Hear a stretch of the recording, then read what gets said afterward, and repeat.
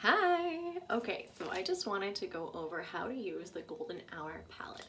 I know I've shown this guy so many times because I just love it. You can see it's already really used and loved, and it's not even for sale anymore on the site, but I want to show you what I do with it. It'll give you some general makeup tips for how to use a powder based product without having a ton of knowledge of what you're really doing.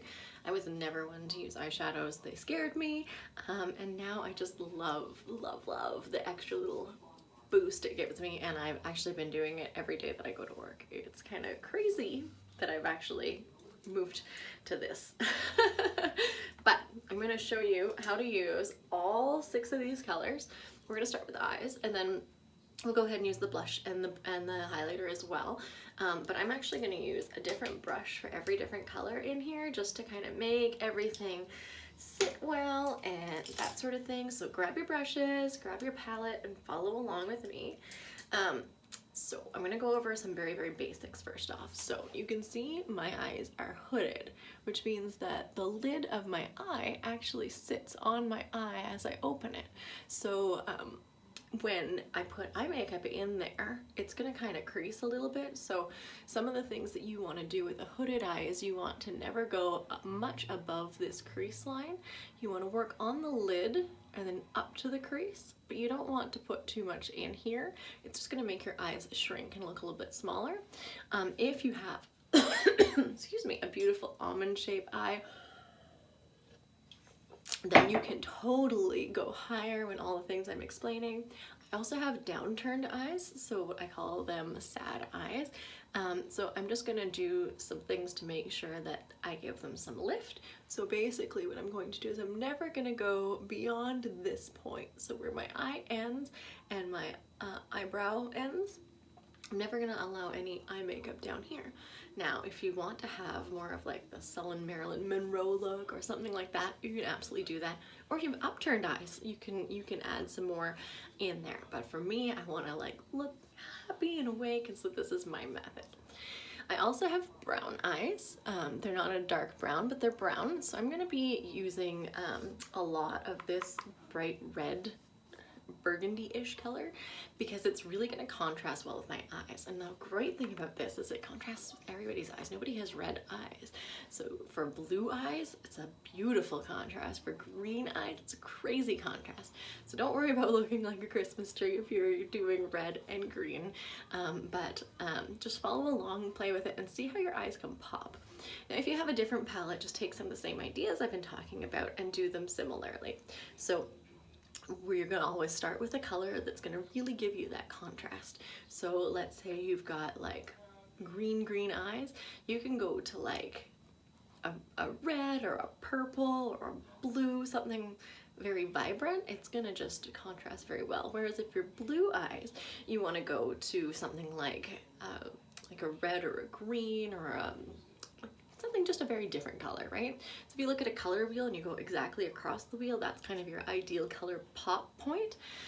So if you're blue eyes and you're using blue shadow, it's just not going to give you as much of a pop. It's going to give you a very gentle look, but this is really going to make your eyes just pop. Okay, let's get started. So I start with just a regular flat eyeshadow brush, and I'm going to go into this big, beautiful burgundy color first. And don't be afraid to make a mess. This was my problem.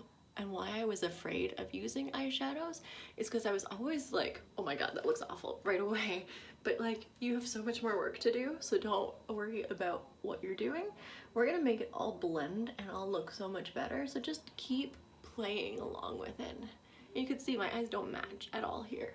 So let's just try a little bit to make them kind of match, but I'm not super concerned because we're gonna do a lot of blending. So you can see for me, as my eyes are not too close together, but they're also not nice and far apart, that I'm going to focus the darker color on the far sides of my eyes, on the outside, and that just makes my eyes just look a little bit farther apart and just gives them a bit of a lift too. So that is my first brush. Now I'm going to move on to another brush, and I'm going to go ahead and grab the sparkly color. Now, you don't want to use sparkles over your crease unless you are under 35, you don't have any wrinkles, you don't have hooded eyes, you don't want to use sparkles. So Anyone with like aging eyes that aren't like perfectly beautiful and symmetrical, you're gonna want to keep anything with glitter or sparkle on the lid. So that's what I'm gonna do today.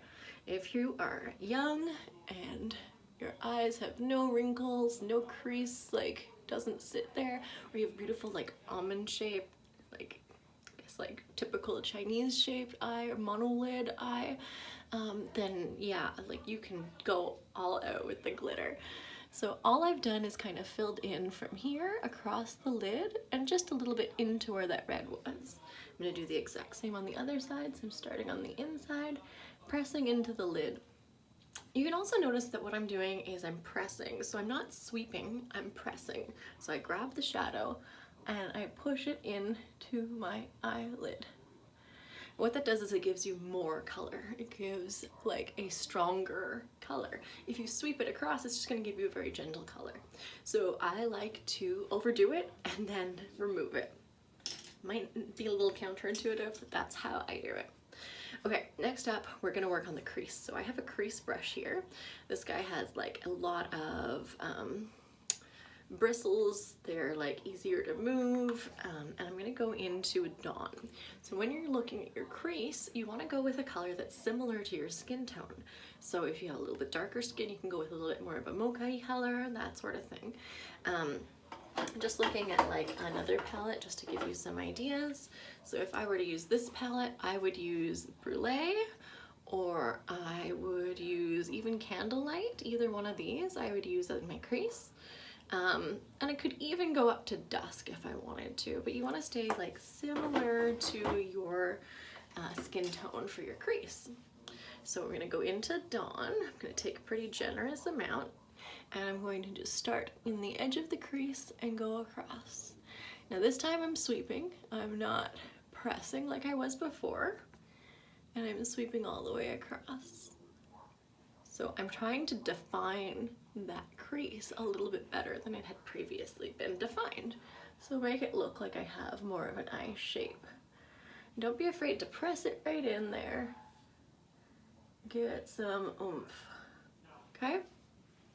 You can see they still don't actually match.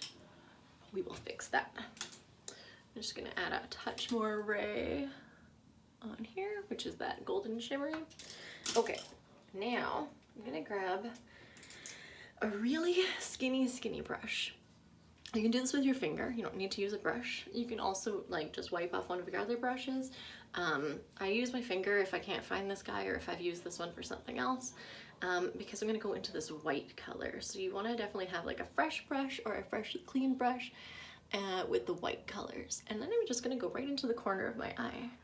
So like I said, you can just do this just as easily with your finger. Just press your finger in and press it into your eye. It's going to give you the exact same effect. I'd just rather not rub my fingers all over my eyes, so I try and stick with the brush. Make sure my brushes are cleaned regularly and that sort of thing. Okay, so now we've got this. If we want to go a little bit more dramatic, I can go back to the skinny brush and I can go into this shadow color, and I can actually give myself some eyeliner with this reddish shadow color. Now if your eyes are bloodshot, I don't recommend doing this. I think it looks great on the top, but it doesn't look so great on the bottom if you do have like bloodshot eyes. So go ahead and give it a try and see how it goes. Now again, for me, my eyes are, they're not super close together, but they're not also really wide apart. So actually, to give my eyes a little bit more of a lift, I'm only going to take this across like an eyeliner to about the halfway point in my eye. See how that works? So it just gives me a little bit more of that counter color, so you can see like my eyes are like a greenish brown, and that red color really helps make it pop.